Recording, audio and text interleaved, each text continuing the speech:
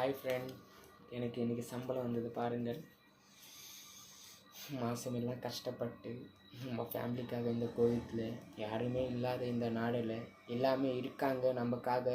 நம்ம நாட்டில், நம்ம இந்தியாவில் நமக்காக நமக்கு ஒரு வீடு இருக்குன்னு எல்லாமே புரிஞ்சு வரவங்களுக்கு மாத சம்பளம் இது இதுக்காக நம்ம எவ்வளோ கஷ்டப்படும் தெரியுமா? மாதத்துக்கு எவ்வளோ வேலை, எவ்வளோ